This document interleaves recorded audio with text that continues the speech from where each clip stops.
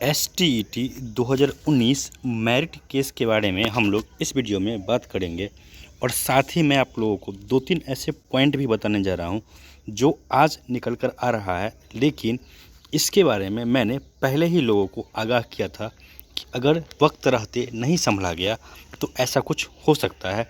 और 2-3 बातें मैं आज आप लोगों के सामने फिर से रखूँगा कि अभी भी वक्त है।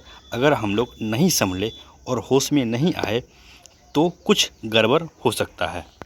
सबसे पहले देख लेते हैं कि मेरिट के केस का लेटेस्ट अपडेट क्या है। तो आप लोगों को पता होगा कि जो मेरिट का केस है 12481, इसका कॉज लिस्ट सीरियल नंबर बता रहा है 56 और ऐसा कहा जा रहा है कि 15 नवंबर को इसकी सुनवाई के लिए डेट मिला है।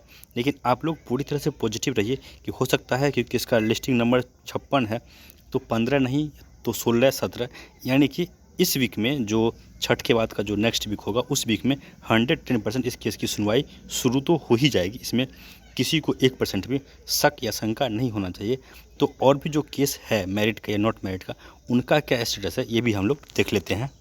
इसके बाद देखिए, ये जो नॉट इन मेरिट का सबसे पहला केस था 12/021/2021, इसका जो नंबर है ये है 54, तो 2 नंबर नीचे है। और जैसा कि आप लोगों को ये बात पता ही है, ये कल से ही न्यूज़ में है कि ये चला गया है जस्टिस आशुतोष कुमार के बेंच में। और मेरिट का केस भी, यानी कि जितना भी केस था इस से टॉपिक से संबंधित, सारा का सारा केस चला गया है जस्टिस आशुतोष कुमार के बेंच में।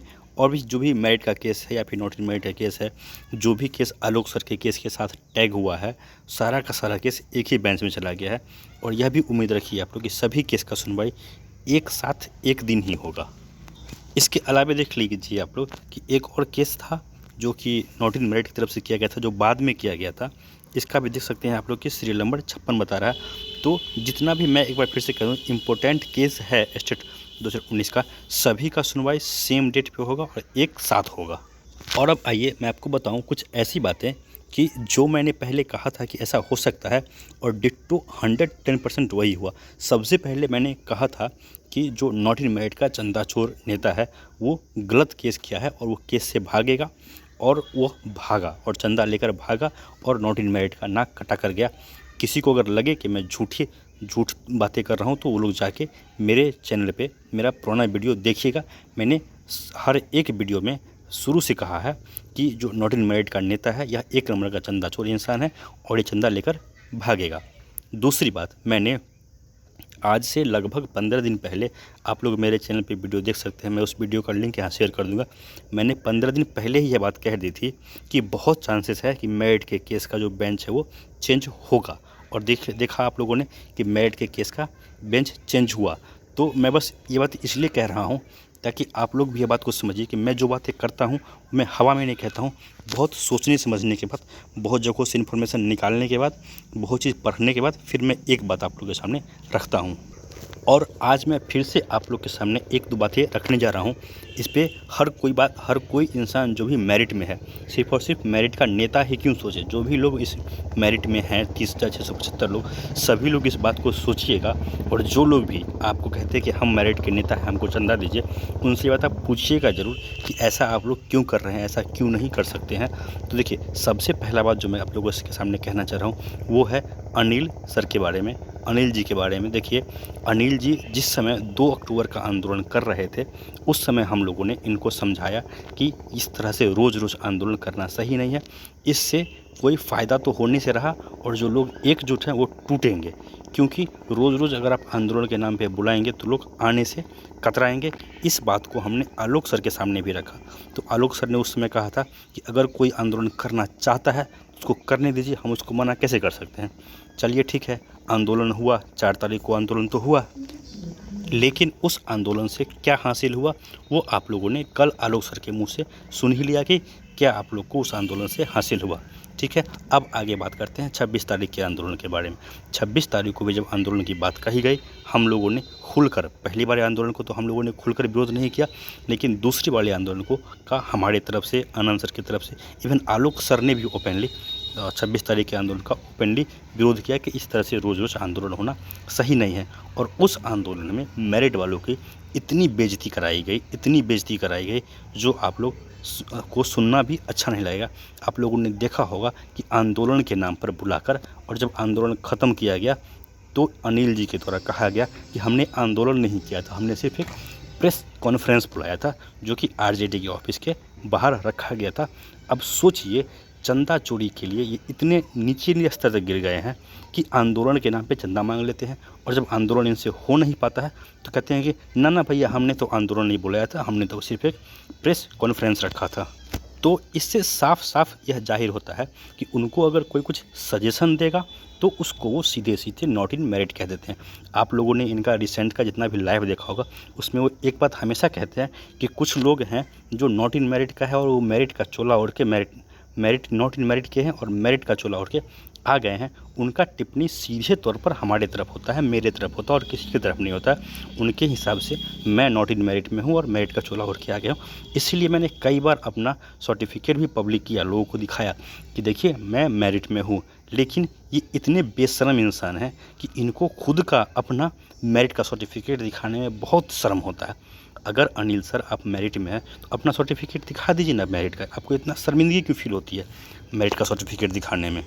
खैर दोस्तों, ये अनिल जी का पर्सनल मैटर है। अगर उनको रोज़ रोज़ आंदोलन करना है तो वो करें, कोई सलाह दे सकता है, कोई उनको रोक नहीं सकता है। हाँ, पर एक बात है कि उनको जब हमने सलाह दिया था तो उन्होंने ओपनली आकर लाइव में बोला था कि यह इंसान नॉट इन मेरिट है। तो क्या अब अनिल सर आपके अंदर इतना औकात है, आपकी इतनी हैसियत है कि अब जब आलोक सर ने भी कह दिया है कि आंदोलन रोज़ रोज़ करना गलत है, तो क्या आपकी इतनी हैसियत है कि आप आलोक सर को नॉट इन मेरिट कह सको? जिस दिन आप ऐसा कहोगे ना सर, आपकी वजूद ख़त्म हो जाएगी। चलिए दोस्तों, मैं किसी पे इससे ज़्यादा टिप्पणी करना सही नहीं समझता हूँ, क्योंकि इस इंसान को समझाना मुश्किल ही नहीं असंभव है, क्योंकि ये किसी बात को समझना नहीं चाहते हैं। इनको सिर्फ और सिर्फ अपना फेस चमकाना है, भले मेरिट गर्त में चला जाए। मैं इस वीडियो के माध्यम से आप लोग के सामने एक जो कंसर्न है, जो वरी है, जो मुझे लगता है कि आगे यह प्रॉब्लम हो सकता है, आप लोग के सामने मैं शेयर करना चाहता हूं। और इस पे आप लोग भी सोचिएगा, विचारिएगा ज़रूर। जैसा कि आप लोगों ने देखा था कि यूपी टीईटी का सिमिलर मुद्दा था और जब वहाँ पर से हाई कोर्ट में सरकार हारी थी तो सीधे वो सुप्रीम कोर्ट में लेकर चली गई थी। लेकिन जैसा कि मैंने पहले भी कई बार कहा है कि गवर्नमेंट का मेरिट को लेकर एक सॉफ्ट कॉर्नर था। मैं पहले के वीडियो में यह कहता था कि गवर्नमेंट का मेरिट को लेकर एक सॉफ्ट कॉर्नर है, लेकिन अनिल सर ने इतना गवर्नमेंट को टीज किया, ओपनली शिक्षा मंत्री को इन्होंने इतनी गालियाँ दी हैं कि गवर्नमेंट का जो भी सॉफ्ट कॉर्नर था, खास करके मेरिट को, ये साफ ख़त्म हो गया है। और ये इसी बात से जाहिर होता है कि जब मेरिट वाले बात करने जाते हैं, मेरिट की बात वहाँ पे रखते हैं, तो कहते हैं कि मेरिट वेरिट कुछ नहीं होता है, सब समान है। इससे यह साफ साफ प्रतीत होता है कि गवर्नमेंट का जो मेरिट के प्रति सॉफ्ट कॉर्नर था वो अब ख़त्म हो चुका है। तो जो भी लोग मेरिट में हैं, 30,675 लोग, उसमें से एक इंसान को तो छांट दीजिए, क्योंकि उनके पास तो दिमाग है नहीं, वो पता नहीं क्या करते हैं। लेकिन जो बाकी लोग बच रहे हैं, एक बात हमेशा अपने दिमाग में आप लोग ये लेके चलिएगा कि अब क्योंकि गवर्नमेंट का सॉफ्ट कॉर्नर मेरिट की तरफ से ख़त्म हो रहा है तो हम लोग 110% हाई कोर्ट में तो जीत रहे हैं, इसमें कहीं से कोई डाउट नहीं है।